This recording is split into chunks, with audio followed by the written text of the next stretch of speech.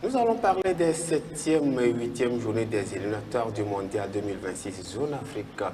Nous allons évoquer les performances d'Asco de Carrasco féminine à Abidjan dans le cadre des éliminatoires du tour préliminaire de la Ligue des Championnes Zone IFOAB. Nous allons également évoquer au niveau donc de la Ligue des Champions, le tirage au sort qui a été effectué jeudi dernier. Et puis si tout va bien, nous allons évoquer quelques championnats en Europe. Voilà donc ce que fera le squelette de ce décryptage. De l'autre côté de la réalisation, c'est Abdou qui va nous aider donc à vivre en arrière-plan tout ce que nous allons évoquer comme sujet. Et ils sont là avec... comme premier invité, Stan Midodji. Stan, bonjour.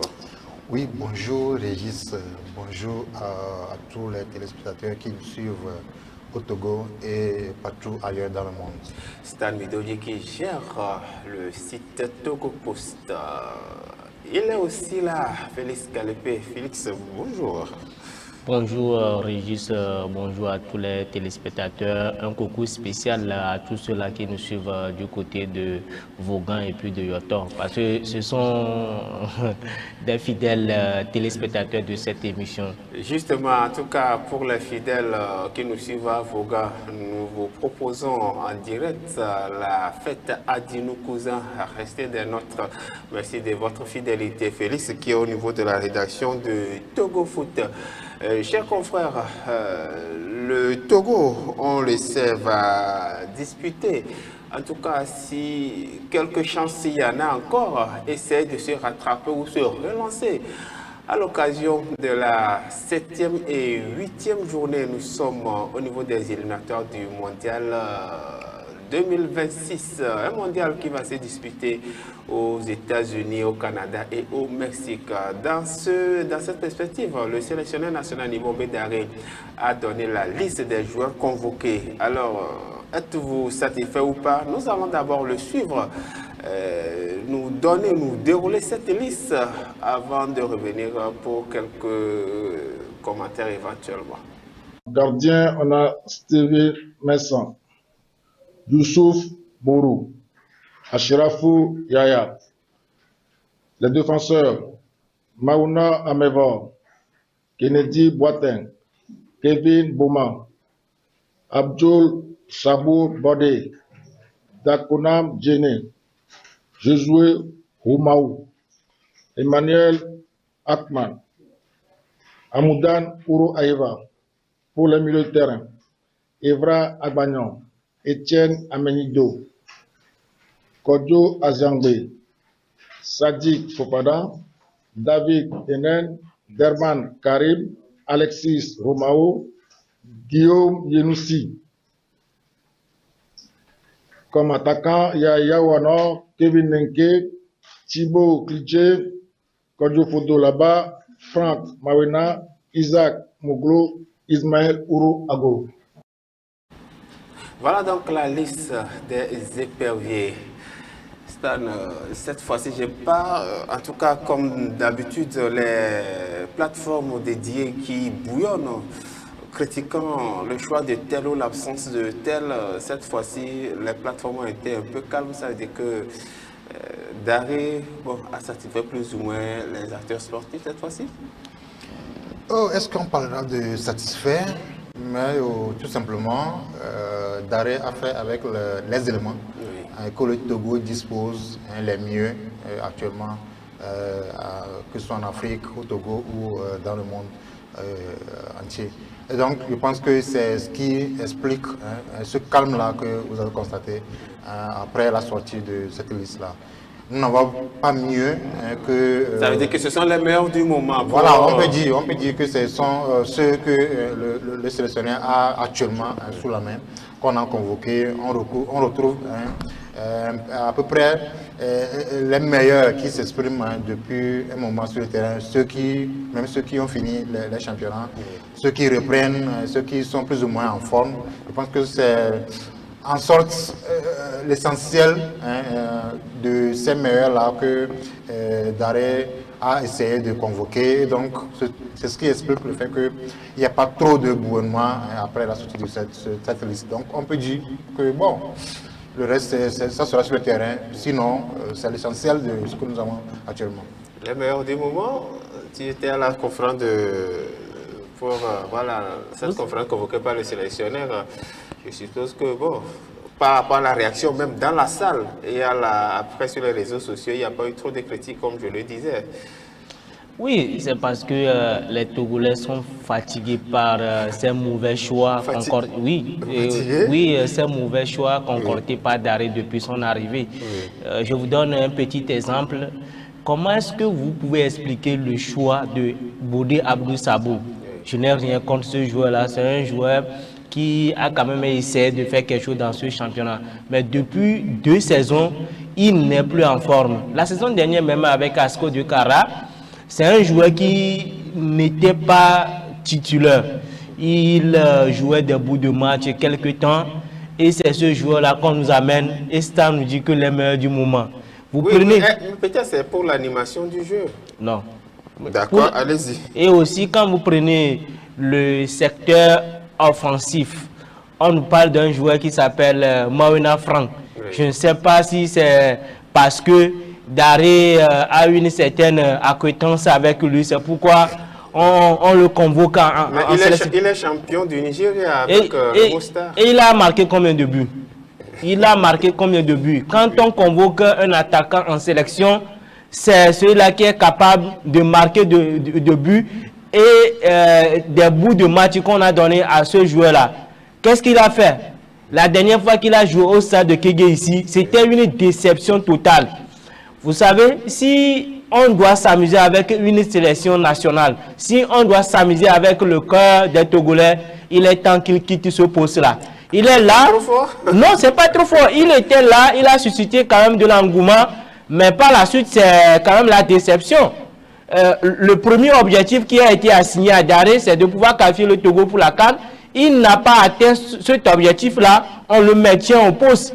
Et le Togo qui aujourd'hui n'a plus totalement son destin à mettre dans cette qualification du mondial, l'opportunité autant pour moi, c'est d'essayer de mettre en place une équipe compétitive pour pouvoir préparer les éliminatoires de la CAN 2027. Et c'est avec des joueurs comme Bodé, Abdou Sabou qui sont pratiquement à 31 ans.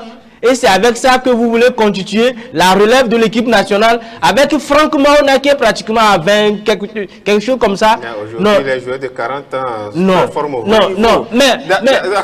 on ne peut pas aujourd'hui faire une convocation sans le meilleur buteur de la sélection togolaise. Qui est Akoro Bilali. À chaque fois. Il est en essence de transfert, expliquer les sélectionneurs. Non, je vous dis, il faut aller aux informations. Oui. Depuis quelques années, même la fédération n'organise même pas une cérémonie pour pouvoir encourager ses meilleurs joueurs à la fin de la sélection.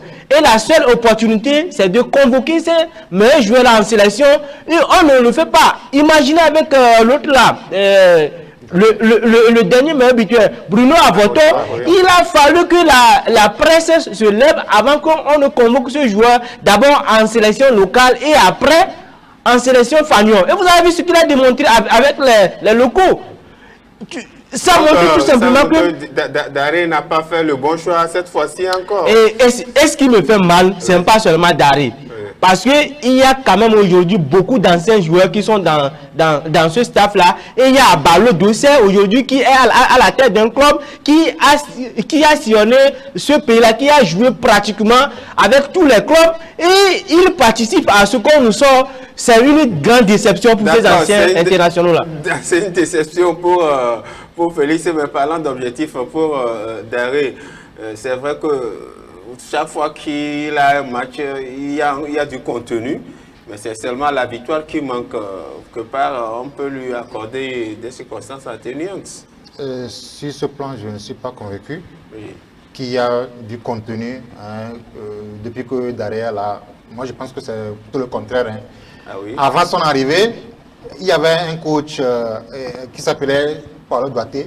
Et au temps de Paulo Duarte, il y avait un peu... En tout cas, l'équipe ne gagnait pas forcément tous les matchs, mais sur le terrain, il y a quand même du jeu qui se produisait. Donc, on avait quand même un fond de jeu qui était appréciable, qui était intéressant. Jusqu'à présent, Daré n'était fourni aucun fond de jeu. Moi, pas je convaincu. En tout cas, je ne suis pas convaincu du jeu que produit l'équipe dirigée par Daré Nibombe. Maintenant, il y a, moi j'aurais aimé que Daré, je pense que maintenant il évolue, il va tout droit dans du néant. Oui. Parce que voilà un entraîneur qui vient d'arriver. Il y a une équipe qui était en construction avant son arrivée. Oui. Il devrait, normalement, bon, après la signature de son contrat, il nous avait dit, il s'est mis lui-même la pression en disant que bon, on va se qualifier pour la CAN, etc., etc. Mais ce qui n'a jamais été, ce qui n'a pas réussi à faire. Maintenant, il vient, l'équipe qui était en construction sous Douarté, il vient, il chamboule tout, il convoque, laisse-moi finir, il convoque carrément une équipe qui, voilà, selon lui, il vient avec du nouveau. Maintenant, ce nouveau, avec la convocation de nouveaux joueurs, donc il chamboule carrément l'équipe qui était en construction. Maintenant, après l'élimination à la CAN, maintenant il revient maintenant cette fois-ci avec une équipe, avec une convocation, avec les éléments que nous convoquait par le Douarté. Ça veut dire que le gars, il va dans tous les sens. Moi, j'aurais aimé qu'il reste sur sa lancée. La lancée de Douarté. Non, voilà, parce que, non, pas de Douarté, parce qu'il avait déjà chamboulé ça. Donc, il reste sur la modification qu'il a apportée. Voilà, en convoquant les nouveaux joueurs, oui, pour qu'à un moment donné, on puisse avoir finalement une équipe qui est construite. Parce que au départ, c'était ça, et lui, là, il a chamboulé tout. Maintenant, qu'il continue. Du moment où on est disqualifié pour la CAN, il fallait rester sur sa lancée, qu'on continue pas à construire l'équipe pour que aux échéances prochaines, on puisse avoir une équipe. Maintenant, il revient encore avec une nouvelle sélection, et avec les éléments de Paul Douarté. Ça veut dire qu'on va dans tous les sens, et au finish, on n'arriverait même pas à se qualifier pour la CAN ni pour la Coupe du Monde, mais on n'aura également pas une équipe qui sera mise en place. Ça veut dire que vraiment, nous sommes en danger. D'accord. Par rapport à l'analyse de Stan, je ne sais pas si Douarté, pas Douarté, autant pour moi, si Daré est d'avis, nous allons le suivre dans la justification de manque de résultats, parce que pour le sélectionneur, il y a du contenu, jusque par moment, il y a quelques pertes de concentration qui amènent des buts évitables pour le résumer en quelque sorte. En tout cas, nous allons le suivre à travers cet élément. Les chances de Togo, on a pris nos destins en main. Vous voyez le tableau, le classement, mais nous, on se doit de gagner. Et j'avais déjà expliqué ça au début de mes interventions ici, en disant que on doit gagner pour se donner confiance, on doit gagner pour renouer quelque chose, pour recoller quelque chose avec le public. Nous sommes tous, on a tous soif de gagner un match ici, et pour que l'esprit de gagne revienne au sein de cette équipe et pour le pays. Il n'y a pas de raison, il n'y a pas d'élément qui peut nous mettre en difficulté. Moi, je dis comme ça parce que depuis que je suis à la tête de cette équipe, au-delà du fait qu'on a tous soif de voir que le Togo gagne à tout prix un match, et très peu d'adversaires nous ont mis en difficulté, et puis on a l'occasion qu'on ne marque pas. C'est sur ce plan qu'il faut aller chercher l'efficacité. Je pense que si on commence nos matchs, on marque 1, 2, 3 buts, le déroulé du match doit être complètement différent de ce qu'on vit. En marquant un but, on a tous un peu fragilisé, et sur les moments d'absence, on prend des buts évitables. Pour moi, l'aspect psychologique doit être un facteur très important. Okay? Parce que je pense que même dans plusieurs de nos matchs, si vous faites bien les analyses, où on est mené, où on mène, parce que la seule équipe qui nous a mené avant une mi-temps, c'était l'Algérie, et le score est resté comme ça jusqu'à la fin. Donc, tous les autres matchs, on n'a pratiquement rien à se dire jusqu'à la fin où on constate que le Togo n'a pas gagné, ou le Togo a perdu, ou le Togo a fait match nul. Alors, on retourne aux statistiques, on retourne à tout ce que vous voulez, mais dans le contenu de ce que l'équipe propose aujourd'hui, je pense que c'est consistant, parce que pourquoi, quand tu prends n'importe quel joueur qui vient parmi les 23, au niveau de l'animation, vous allez voir que nous allons jouer, nous allons être offensifs, nous allons créer des occasions, mais il faut être efficace pour marquer et marquer pour gagner. Est-ce que Paris n'a pas raison? Généralement, le Togo, même, c'est à la dernière minute que, voilà, que l'équipe adverse finit par égaliser. Est-ce que sur ce plan spécifiquement, Daré n'a pas raison? Il a raison, mais il n'a pas totalement raison sur toute la ligne. Oui. Là où je vais commencer par là où il n'a pas raison. Oui. Là où il dit que son équipe arrive à dominer les adversaires. Je ne sais pas si lui-même a suivi les matchs que Paulo Duarte, son prédécesseur, a livré. Avec Duarte, on a eu à déranger des grandes équipes comme le Sénégal et la RDC. Et le Sénégal qui nous a malmenés sous Nimbombe Daré. Là, je pense qu'il n'a pas raison. Maintenant, là où Daré a un tout petit peu raison, et moi je l'effleurais la dernière fois, que j'ai comme l'impression que ce n'est plus un aspect sportif, mais il faut aller au-delà. Je l'ai dit la fois dernière. Le Togo qui arrive à créer des occasions, mais n'arrive pas à marquer. Et ces attaquants-là que nous utilisons au cours de nos matchs, ce sont des attaquants qui sont en vue dans leur club. Prenez Fodo là-bas, pratiquement 2 ans, qui est le meilleur buteur du championnat émirati. La dernière fois, il a terminé encore le championnat avec 20 buts sur 21 matchs. Vous voyez déjà, c'est énorme pour un attaquant. Il y a des joueurs comme Asamoah Gyan qui sont passés par ce championnat-là et qui n'ont pas réussi à marquer beaucoup de buts comme Fodo là-bas. Là, il y a un souci. Entre-temps, sous Paulo Duarte, un joueur qui arrivait à s'émerger du lot, c'est Plaka Fessou même. Avec Paulo Nimbombe Daré, il n'est plus convoqué. Je me demande... Il faut demander aussi, il faut se dire aussi qu'il n'a plus de club. Non. Voilà, il évolue dans des clubs un peu anecdotiques. Plaka Fessou a un club, le pays. Je veux parler des clubs en vue. Ce sont des petits clubs. Non, avec Paulo Duarte aussi, le club de Plaka Fessou, il faut quand même fouiller le globe terrestre avant de trouver le nom du club. Mais qu'est-ce qu'on demande à un attaquant? C'est de marquer des buts. Et s'il le fait si bien, moi je pense qu'il mérite sa convocation. Maintenant, je pense qu'il doit y avoir également un travail psychologique au niveau de nos joueurs. Ce sont des joueurs, des fois pour moi, qui sont un peu crispés quand ils sont devant le public. Le public à Kégué, ce sont des joueurs qui sont crispés. Mais quand vous les voyez à l'extérieur jouer, ils sont décomplexés. Là, il va falloir qu'on mène un travail psychologique. Et maintenant, le stade de Kégué n'est plus non, comment dire, une cité imprenable pour le Togo. C'est devenu une maison où on nous bat tout le temps. Donc, il revient alors aux autorités, que ce soit président de la fédération aussi, de jouer les matchs ailleurs avant. Non, pas forcément. Vous savez, sous Roch Gnassingbé... Je veux parler de l'aspect spirituel. Voilà, sous Roch Gnassingbé, à chaque match des éperviers, on invite toutes les congrégations, que ce soit une messe catholique ou encore, je ne sais, prière musulmane ou encore nos ancêtres.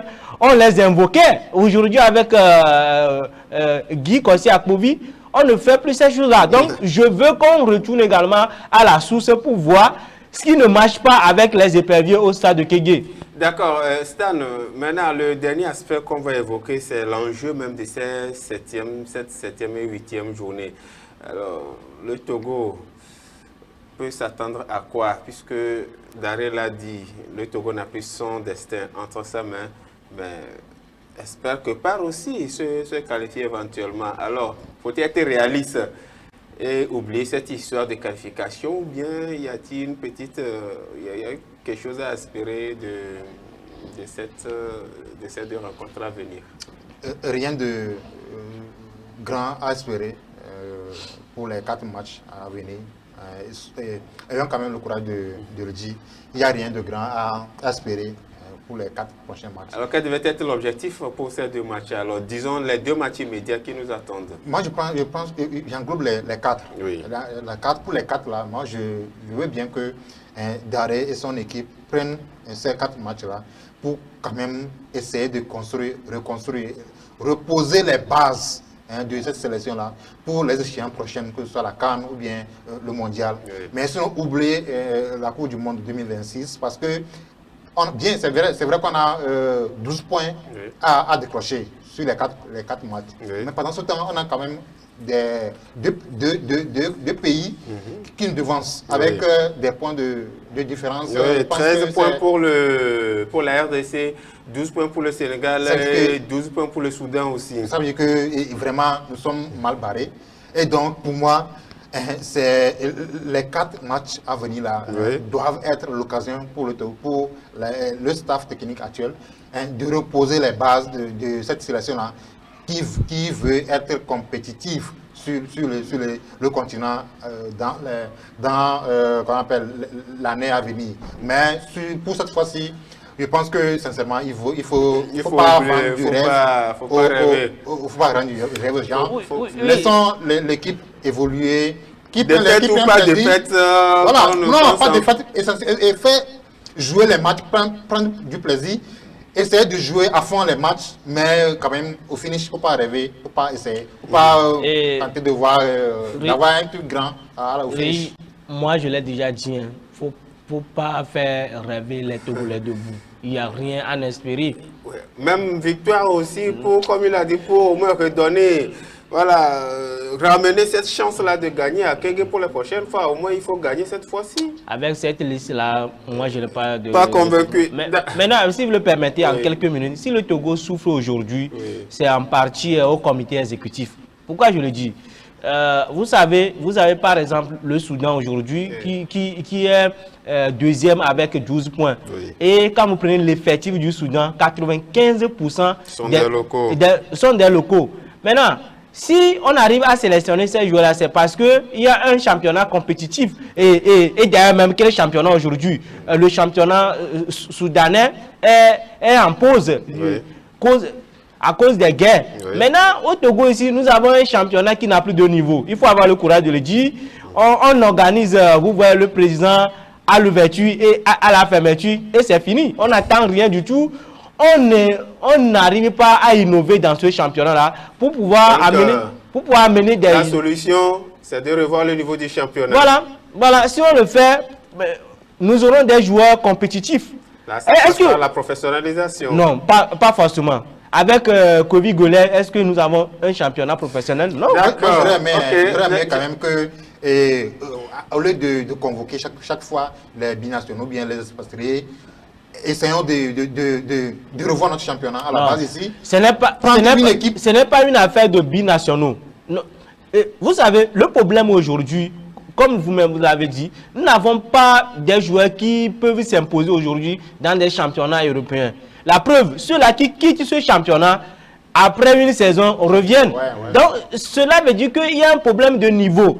Maintenant, si on arrive à avoir un championnat compétitif, je vous dis que quand ils vont partir, ils vont s'imposer. Ceux-là qu'on avait révélés au temps de Ismaël Agoro, les Tchakei Marouf, aujourd'hui, ils n'arrivent pas à s'imposer. Sauf que les nanes sont oui. Tchakei, lui, il passe par des championnats un peu acceptables sur le continent. Mais Ouragoro, il a eu beaucoup de difficultés avant de revenir cette fois-ci du côté de l'Égypte. Ça veut dire que notre championnat manque de niveau. Il faut essayer par tous les moyens pour avoir un championnat compétitif. Voilà, nous allons quitter les éperviers, mais tout en restant un peu au niveau de la Fédération togolaise de football. L'information est parvenue et est arrivée. Alors, un peu de changement au niveau de cette fédération. C'est Hervé Agbodan qui cède sa place à un certain Palanga Mebineso, je crois que c'est le nom. Y avait-il un souci? Est-ce qu'il y a ça aussi? Bon, je pense qu'à la fin, c'est Kobi. Hein? Kobi, voilà, Palanga, Kobi, merci. Merci, Félix. Palanga qui est un confrère, bon, disons un aîné, un journaliste sportif d'ailleurs, ancien de la TVT. Y avait-il un souci? Comment on peut expliquer ce changement à la FTF, un changement, voilà, beaucoup n'ont pas vu venir.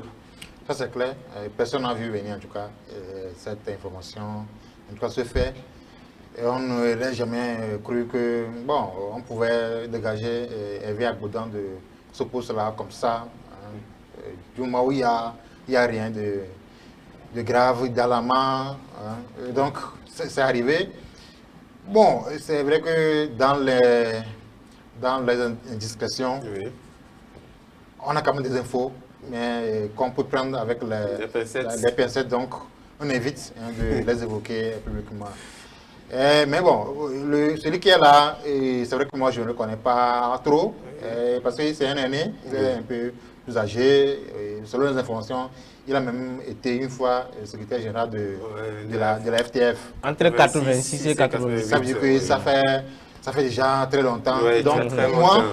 c'est bon, peut-être qu'on dira qu'il a de l'expérience, Oui. mais pour moi, les exigences du moment, avec la technologie, les informations qui vont vite, avec tout ce qui englobe actuellement le monde du football, etc., et la technologie qui vient s'ajouter, est-ce que le gars aura quand même l'étoffe nécessaire pour, en tout cas, diriger ce poste-là jusqu'à ce que le football puisse vraiment évoluer? C'est là, moi, ma question. Et donc, je pense que vraiment, bon, le choix est déjà fait, mais vraiment, si je crois Oui. qu'il garde quand même l'expérience qu'il va apporter à ce poste, en tout cas au commerce, pour Oui. que le football puisse évoluer. Sinon, moi, je crains. Alors, oui, justement, Stan évoquait des rumeurs, des bruits de couloir. C'est vrai que jusqu'à présent, personne n'a entendu d'une affaire liant Hervé négative voilà, dans laquelle on a évoqué le nom d'Hervé Agbodin, l'ancien secrétaire général. Donc, mais pour certains, dans ces commentaires de bruit de couloir, la gestion du championnat, l'affaire Aknour étoile filante, est-ce que toutes ces affaires-là, puisque jusqu'à présent, la FTF n'a pas encore sorti un classement officiel, est-ce que ça peut aussi être à la base de ce départ inattendu? Vous savez, quand vous parlez d'un départ inattendu, moi je ne fais que sourire. Ah oui. Moi, ça fait pratiquement un mois, je savais qu'il était sur une qui aura quand même un départ au niveau de la fédération. Oui. Je me disais, si ce n'est pas le président même, ce serait le secrétaire. Mais finalement, c'est le secrétaire. Et le mardi, j'ai eu écho d'une réunion qui se tenait. Et déjà, la personne qui me donnait l'information, il me disait que forcément, à l'issue de cette réunion-là, le secrétaire va partir. Ah oui. Et j'ai voulu même écrire un article. Je me disais, il faut attendre. Sauf que c'est la venue quand même du doyen Palanga qui m'a étonné. Je rappelle qu'il fut également l'un de mes formateurs lors de mes formations pour le journalisme. Je ne connais pas tellement, mais c'est quelqu'un que j'ai côtoyé lors des études. Pour revenir en arrière, Régis, il faut dire qu'aujourd'hui, quand on prend tout ce que la FIFA a jugé aujourd'hui, c'est énorme. Oui. C'est énorme. Et Hervé Tété Agbodin a essayé de faire ce qu'il pouvait. Oui. Et quand vous prenez le communiqué de la fédération, comme nous ne voulons pas parler des bruits du couloir, Oui. et ça peut faire dire qu'il y a eu quelque chose. Parce que vous-même, vous avez dit que quelqu'un a fait un bon travail. Oui. Maintenant, vous le laissez et vous le félicitez et vous dites que c'est pour la bonne marche de votre, comment on appelle ça, de votre entité. Oui. Ça fait dire quand même beaucoup de choses. Ça veut dire qu'il y a eu des couacs qu'on ne veut pas révéler au grand jour du public.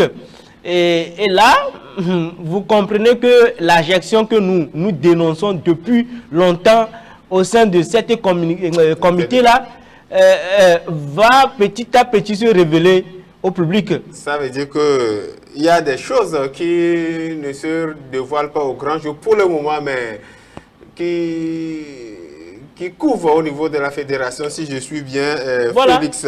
Voilà. D'accord. Mais moi, je suis un peu peiné que c'est Hervé Agbodin qui, en tout cas, qui prend en tout cas, le coup de tout ce qui se passe. Est-ce que sous sa présence, depuis sa présence, sa nomination, est-ce que les choses vont mieux, aller mieux à la fédération? Les choses ne vont pas bien, oui. Mais pour moi, ce n'est pas seulement Hervé Aboudan seulement qu'il faut taper. Hein.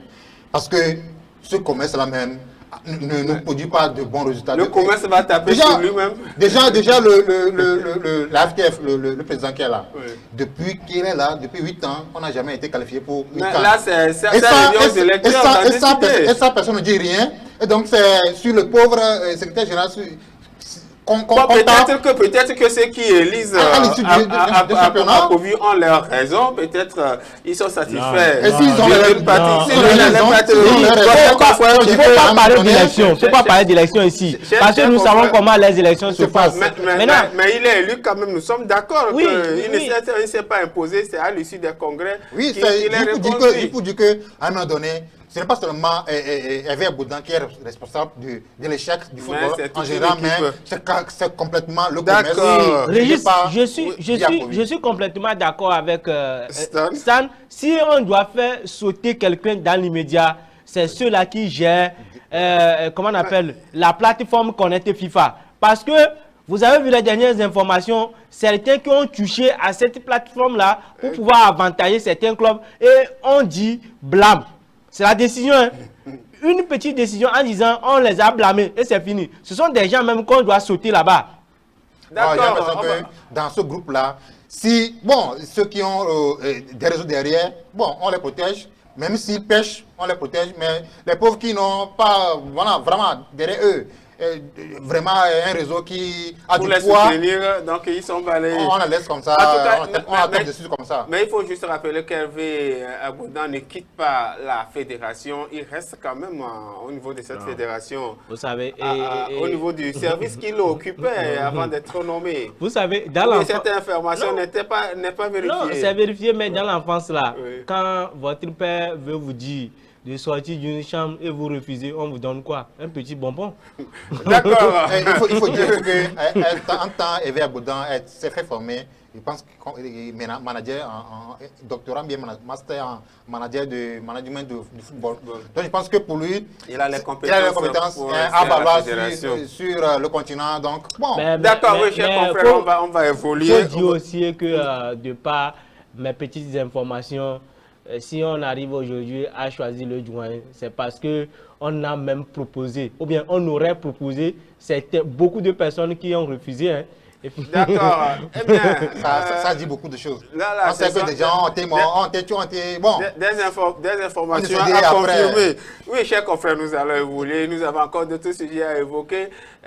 On l'avait dit là, hein, le week-end passé, à SCO, il ne fallait pas rêver. Et puis bon, ça s'est confirmé, hein. 1-0 face à Sam Nelly et puis les Balsa Ladies balayé 3-0. Mais quand même, Asco qui a tenu une mi-temps face à l'équipe nigériane et là en deuxième partie, patatras, tout part à l'eau. Non, il y a eu des satisfactions hein, au niveau de la gardienne Kanda Bilasama. Elle m'a quand même émerveillé au cours de cette compétition-là. Il y a Gift aussi. Gift aussi qui a essayé de faire quelque chose. Au-delà de ça, Asco de Kara est quand même à l'image de notre championnat. Un championnat pas compétitif, un championnat qui est organisé en un mois. Et avec ça, vous voulez que ces joueuses-là arrivent à rivaliser avec les clubs nigériens. Moi, je pense même qu'à encaisser 3 buts devant, comment on appelle le club là? Oui, Baessa, autant pour moi. Asco a félicité. C'est demain, ou bien c'est aujourd'hui même. C'est aujourd'hui qu'ils vont jouer leur dernier match face à Police Ladies du Ghana. Moi, je vais leur conseiller de limiter des dégâts. Maintenant, si vous le permettez, vous voyez, Régis, moi je me dis une chose. Hein, celui-là qui est arrivé pour révolutionner le football, c'est Menya Singbe. Avec son club, il a essayé avec les garçons, ça n'a pas marché. Maintenant, il faut se poser des questions. Pourquoi ça n'a pas marché? Vous ne pouvez pas laisser la fondation et aller construire en haut. Ça ne peut pas marcher.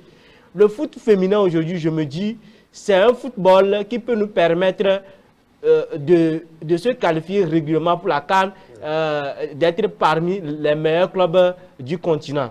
Parce que nous avons des talents aujourd'hui. Quand vous prenez des joueuses togolaises qui sont à l'étranger, moi, je suis tout le temps en discussion avec des agents qui me disent que le Togolais a quand même le talent. Il lui manque... c'est la formation à la base. La formation à la base. Et on a une fondation, comme tu le suggères. Oui, et aussi, il faut que... commencer par ces clubs, ne pas dire à ces clubs-là d'avoir eux-mêmes des centres de formation. Là, quand vous avez des joueuses qui grandissent ensemble, ça va vous donner une identité de jeu et ça va vous permettre quand même d'être en vue. Vous prenez le TP Mazembe, qui est nanti en foot masculin, a décidé d'être également un club en vue sur le continent du côté des féminins. Et ils ont commencé par la formation. Vous avez l'année dernière Rennes Gake et autres qui sont allés et qui... après quelques mois, sont relégués du côté du centre de formation pour porter main forte à cette équipe-là pour monter en division supérieure. Ça veut dire qu'au Togo ici, on peut le faire. On a les mêmes têtes, on a les mêmes pieds, on a les mêmes... il faut se mettre plus dans la formation. Alors, Asko, bon... Quoi qu'on dise, comme le dit Félix, elles sont félicitées face à des équipes mieux organisées, qui viennent des championnats mieux organisés. Elles ne pouvaient pas faire mieux. Et nous aussi, on n'entendait pas mieux que ça. Hein, parce que, oui. Wow, Asko, simple Asko féminine, hein, devant ces clubs-là, qui déjà ont fait des preuves sur le continent. Oui. Il ne fallait pas rêver, on l'avait dit. Et mais donc, on pouvait regretter face à Sam Nelien. Moi, je ne... Oui, Sam Nelien, bon, moi, l'équipe... je ne sais pas si vous avez suivi les deux rencontres. Non, non. Moi, je les ai suivis. Avant la compétition, moi, je me disais que, au moins, face à l'équipe à la sélection du Bénin, l'équipe du Bénin, Asko pouvait faire quelque chose. C'est la seule équipe sur laquelle moi, je comptais. Pour que Asko puisse avoir quelque chose, mais si même devant cette équipe-là, Asko n'a pu rien faire. Bon, non, on ne peut pas dire que Asko n'a rien fait. Moi, il peut y avoir des individualités. Non. Mais du moment où l'équipe n'est pas arrivée à gagner, pour moi, il n'y a pas à se glorifier. Oui. Parce que vraiment, au finish, on n'avance pas. Il n'y a pas de résultat. Donc, pour moi, il n'y a pas à se glorifier de tel joueur qui a espéré, qui a, comment on appelle, a fait d'espoir. Non, pour moi... Mais ça, Stan, dans une équipe, même si tout part à l'eau, il y a certaines individualités sur lesquelles on peut se satisfaire quand même. Je suis d'accord, mais pas se glorifier que bon, on a fait ça. Non, parce qu'il n'y a rien à prendre dans ça là. Essayons de revenir, comme il a dit, Félix a proposé, essayons de revenir. Construisons notre football à la base. Qu'on exige à ce que, comme c'est déjà entamé, que les clubs aient leur centre de formation pour former des jeunes garçons, des jeunes filles. À la base, ils évoluent ensemble, comme il a proposé, et ensemble, on verra. Mais aujourd'hui, il n'y a rien. Et on va pas se glorifier de tel joueur qui a fait ça. Non. On n'a rien fait. Et sans revenir, prenons conscience et repartons à la base. Travailler. D'accord. Régis, quand vous suivez les deux rencontres, je le répète encore, Asko féminine est à féliciter. C'est son avis. Ça nous a amené où? Ça nous a amené où? On doit se glorifier de ça. Vous avez un championnat qui a pratiquement 12 ans. Je ne refuse pas, je ne les blâme pas. Par exemple, je ne les blâme pas, ils sont dans la condition qui ne permettent pas de faire le championnat. Le championnat nigérien qui est pratiquement à 32 journées. Et face à cette... Nigérien ou Nigérien? Nigérien. Le championnat nigérien. Nigérien. Voilà, ok. Oui, Nigérien, oui, bien sûr. Là, on se comprend. 32 journées. Et face à cette équipe-là, vous avez, au cours de la première période, Asko qui avait les meilleures occasions. Asko qui a dérangé cette équipe-là. Imaginez si, sur cette première occasion de Kayaba Tatiana, si Bundia arrivait à marquer un but. Vous aurez pu comprendre que cette rencontre-là aurait pu prendre une autre tournure. Oui. Bon. Face également à Sam Nelly, c'est Asko qui a fait la rencontre. Moi, j'ai eu à discuter avec certains Béninois qui m'ont dit Asko, c'est une équipe à féliciter. Ils ne s'attendaient pas à cette opposition. Sauf que dans cette compétition-là, le regret, c'est nos attaquants. Que ce soit Tayaba Katiana, Bati Alice ou encore Boudia, c'est une déception pour moi. Parce que on pouvait marquer des buts sur des rencontres qui peuvent mettre en difficulté nos adversaires, mais elles n'ont pas fait. Donc, c'est la déception au niveau des attaquants. Voilà, donc c'est la déception. Hein. Il faut revenir. Bon, elles sont allées apprendre, elles vont revenir. Ça fait 2 fois qu'elles apprennent. Justement, la 3e fois sera la bonne. Nous allons sortir du Togo, chers confrères, pour évoquer la Ligue des Champions, cette fois-ci au niveau européen. Le tirage au sort a été fait le 28 août dernier. Et là, on va assister. Bon, on commence par être un peu habitué à ces formats qui a débuté depuis la saison dernière. Puisqu'on aura 8 équipes directement qualifiées et 8 autres qui vont jouer de la 9e jusqu'à la 24e, voilà, qui vont se qualifier après les barrages pour qu'on ait 16 équipes qui vont jouer les 8e de finale. Vous l'avez vu, le Real Madrid de Stan Midodi qui aura de belles oppositions. On aura Manchester City, Liverpool, la Juventus, Benfica, Marseille, Olympiakos et bon, Monaco et puis Kairat, bon, quelque chose comme ça. Oui, ces joueurs qui étaient d'ailleurs très heureux d'affronter le Real Madrid. Ils vont jouer encore les barrages. Hein. En tout cas, oui, justement, lorsqu'on prend ce tirage, on reste sur le Real Madrid. Et dans ce groupe-là, quels sont ceux qui peuvent éventuellement tirer leur épingle du jeu, Stan? Si tu as une idée. Sincèrement, c'est un groupe assez serré. Oui. Et je pense qu'il y a au moins 5 clubs là-bas. Oui. Sinon 4. Lesquels? Oui, 4, 5. Il y a au moins 5 clubs là-bas qui peuvent, en tout cas, prétendre être, qui peuvent sortir. Il y a d'abord le Manchester City. Oui. Il y a Liverpool. Bon, c'est même Manchester City. C'est vrai que, bon, ils sont un peu bizarres ces derniers temps, mais. Et Juventus. Oui. Benfica aussi. Non. Et donc. Et même le Real. Oui. Et bon, Benfica, plus ou moins. Oui. Mais au moins 4 clubs qui peuvent sortir de ce groupe-là, y compris le Real, hein, bien sûr. Et donc, pour moi, c'est vrai que j'ai l'impression que les gens veulent tout faire pour que le Real n'avance pas. Parce que après le tirage, c'est l'impression que j'ai. C'est le tirage au sort. Ouais, bon, c'est un truc qui est fait au hasard. Donc, oui. Il faut dire que c'est un groupe assez élevé. Et donc, pour moi, ça va. Il y a vraiment. Je pense que même la finale de la Champions League se joue déjà dans ce groupe-là. Hein. Ah oui. Vous voyez des clubs disputer la finale dans ce groupe. Ce groupe-là. Donc, ça veut dire que c'est un groupe assez relevé. Et il y aura de vrais matchs avant le championnat, avant la finale. Il y aura finale. En tout cas, on parle de groupe, mais c'est pas aussi à proprement parler des groupes, puisque certains vous recevez à l'extérieur et vous jouez à l'extérieur, ceux contre qui vous jouez à l'extérieur, c'est pas vous recevez à la maison. Et les autres qui reçoivent aussi, après, on fait un classement général. Bon, c'est vrai que c'était un peu confus, mais ça commence par aller. On finira par y arriver. Et quand vous voyez, en tout cas, ce qu'on vient de suivre, Félix, qui n'était pas trop d'accord pour Benfica, mais qui est une équipe qui n'est pas mal non plus. On a Monaco, on a Marseille, la France qui commence aussi par présenter beaucoup de clubs en Ligue des Champions. Marseille peut se prendre aussi. On a vu ce que Lille a fait l'année dernière. L'année dernière, oui.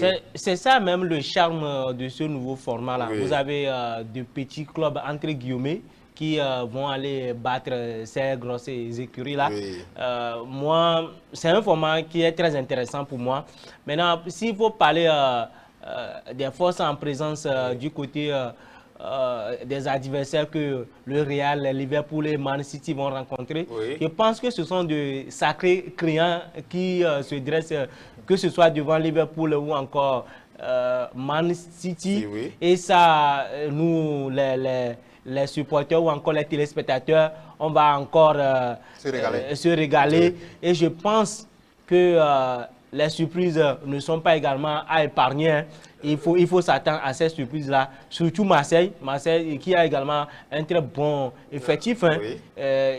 sauf que Marseille, leur problème, c'est qu'ils n'arrivent, ou bien le staff n'arrive pas à gérer les égos des joueurs. Et ils ont déjà mis 2 joueurs sur le marché. Bon, peut-être ça va se régler. Non, il y a le premier qui est déjà vendu du côté de la Bundesliga. Oui, Rabiot, la discussion actuellement, c'est entre Rabiot, voir s'il va rester ou s'il va partir. Non, c'est lui-même le problème du vestiaire. Justement, il va partir on attend de lui des excuses officielles. Aussi, toujours dans ces matchs que nous aurons à vivre, il y aura des rencontres entre le Barça, le PSG et Chelsea. C'est des gros morceaux aussi. Hein. Peut-être ce serait l'occasion de voir si le Barça et le PSG ou encore le Chelsea qui avait balayé justement le PSG lors de la finale de la Coupe du Monde, voir si cette fois-ci les forces vont s'équilibrer ou bien Chelsea est une équipe à prendre au sérieux. Je mise beaucoup sur Chelsea. Oui. Chelsea m'impressionne. Depuis leur campagne de la Coupe du Monde, c'est une équipe qui est solide, qui est en place, déjà 2 matchs, 2 victoires en championnat. Oui. C'est vrai que les matchs de championnat ne remplacent pas les matchs des coupes ou bien de Champions League. Mais il y a quand même de l'expérience. Il ne faut pas oublier que Chelsea a déjà remporté 2 fois ce trophée-là. Donc, ils ont l'expérience. Même si on a aujourd'hui de très jeunes joueurs au sein de cette formation-là, c'est une formation assurée de près. Sans oublier Paris Saint-Germain qui rêve encore du doublé. De remporter une deuxième fois pour dévancer Marseille, pour faire taire ces Marseillais-là qui sont là. Qui revendiquent le premier à jamais. Oui, moi, la crainte, c'est au niveau du Barça. Il faut avoir le courage de le dire. Cette saison, l'équipe de Barça ne m'inspire pas trop. Parce que vous avez un pilier de la défense qui est parti et aussi ce système de hors-jeu pratiqué par... de défense en ligne, pratiqué par Hansi Flick est en train d'être lié par les adversaires. Je crains beaucoup pour le Barça, mais comme on le dit, les grandes équipes ne meurent pas. D'accord. Autre rencontre aussi qui mérite l'attention? Oui, moi aussi, je pense que je mise beaucoup sur Chelsea, parce que le club là...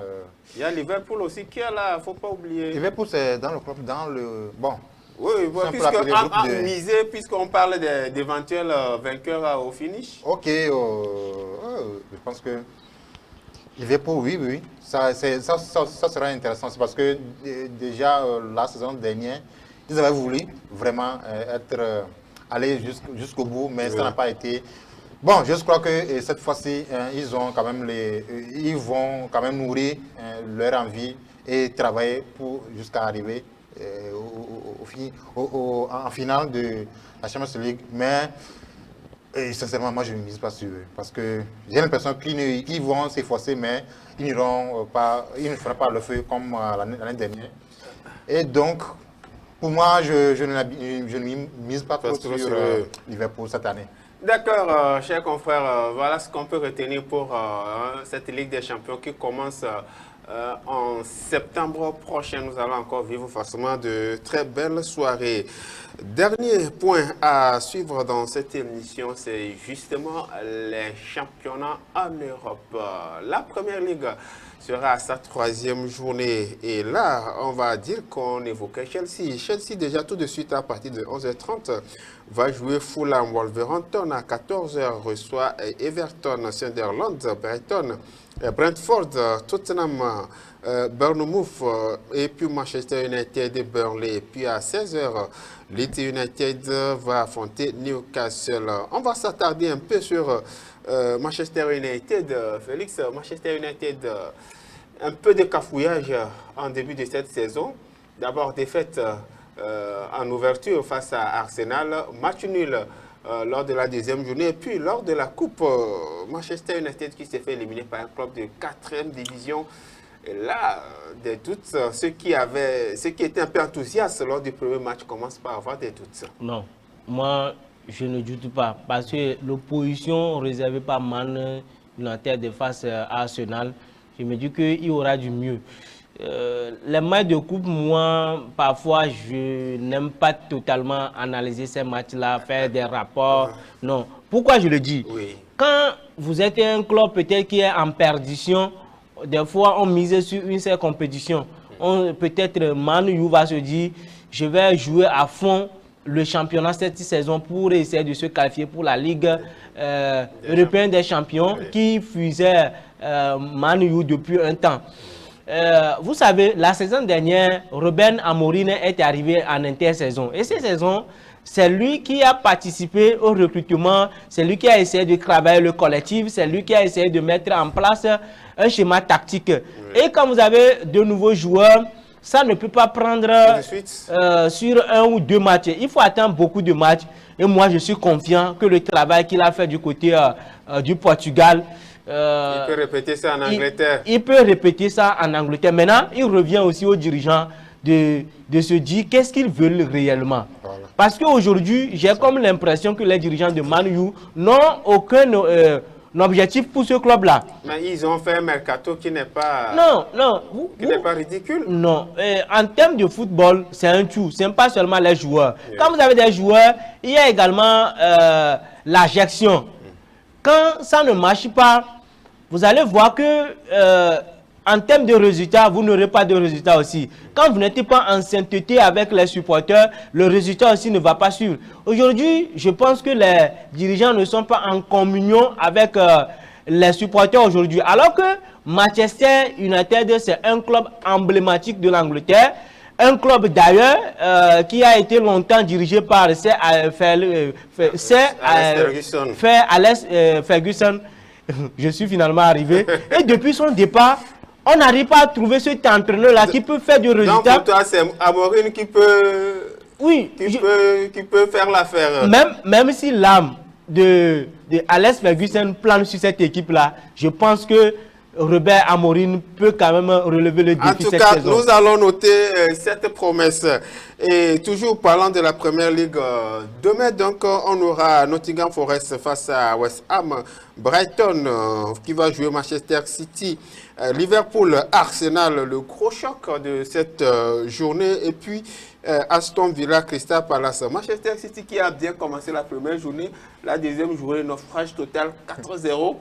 Alors, cette équipe n'est pas encore guérie visiblement. Visiblement, oui. Comme tu le dis, l'équipe n'est visiblement pas guérie. Je ne sais pas, moi, avec la première victoire, tu disais que maintenant, c'est bon maintenant. Le coach Guardiola a retrouvé sa sensation et donc ça va encore faire mouche. Mais la deuxième journée vient tout déconstruire dans notre tête. Donc, bon, on va essayer. On l'a observé aussi un peu. On l'observer sur ce troisième match pour voir ce que ça va donner. Si au bout de ce match, l'équipe n'arrive pas à produire un truc de consistant, on aura déjà une idée sur que la saison. On ne peut pas juger Man City sur la rencontre face à Tottenham. L'équipe qui est en progression aujourd'hui en Angleterre, c'est Tottenham. Toutes les équipes, ou bien tous les clubs qui vont rencontrer Tottenham cette saison vont souffrir. J'avoue qu'ils vont souffrir. Que ce soit Liverpool ou encore Arsenal. On va observer quand même sur son évolution. Pour tirer une conclusion. Voilà. La Liga aussi va se jouer la troisième journée au niveau de la Liga. Deportivo Alaves va jouer l'Atlético Madrid. Félix, l'Atlético Madrid de Simeone qui est visiblement très malade. Oui. Défaite et puis nul lors de la deuxième journée. Oui, moi je pense qu'il est temps pour Diego Simeone d'aller voir ailleurs. Non, d'accord. Vous savez, aujourd'hui, le football est devenu une science. Et son système de jeu est tellement... Il doit voir son système. Vous voyez son professeur, José Mourinho, il a compris et il a essayé de s'adapter à ça. Il a changé son système de jeu aujourd'hui. Mais lui ne veut pas changer, il ne va pas gagner aussi. Donc il serait contraint de partir. Real Oviedo va jouer la Real Sociedad à 17h, Girona, Séville à 17h30 et puis Real Madrid, Mallorca à 19h30. Je crois que d'abord pour le Real Madrid, on va aller rapidement, on n'a plus le temps. Le Real, bon, c'est quand même le... 2 matchs, 2 victoires, une bonne lancée. Ça c'est clair. Ça a bien commencé. Bientôt le troisième match et troisième victoire pour le Real.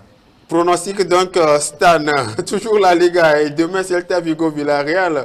Real Betis va jouer l'Athletic Bilbao, l'Espagnol Osasuna et puis Rayo Vallecano, le FC Barcelone.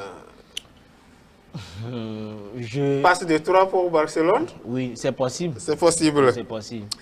D'accord, chers confrères, on va s'arrêter sur ces deux championnats parce que nous sommes pris par le temps. On a épuisé pratiquement tout le temps qui nous est imparti.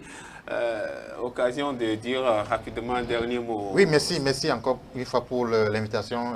Comme je le dis toujours, Oui. Que nos dirigeants au niveau du football togolais arrivent à nous donner du plaisir, pour qu'on prenne du plaisir à parler du football togolais, comme on le fait quand on parle du football du continent européen. Merci Stan, merci d'avoir répondu à notre invitation. Oui, Félix. Oui, ça a été un plaisir de partager encore le plateau avec vous. Je vais une fois encore passer par ce plateau-là pour dire bonsoir ou bien bonjour. Hein. Ça dépend là où on nous suit. Voilà. À tous ces téléspectateurs-là qui nous prêtent leur temps, surtout nos amis de Vaughan et de Yotor. Je le rappelle, restez tout juste après moi, juste après nous. Nous vous proposons à dire, nous causons en direct la télévision Sport 47 qui est toujours au cœur des traditions. Nous n'allons pas manquer cet événement non plus. Occasion pour nous de vous dire merci de nous avoir fait confiance. Le rendez-vous lui est pris pour samedi prochain pour un autre numéro de votre émission Intégral Sport. Merci Abdou de l'autre côté de la réalisation. Ne zappez pas, je vous l'ai déjà dit, les programmes se poursuivent sur la télévision Sport 47. Mais nous vous laissons avec les informations sur les stars, transferts,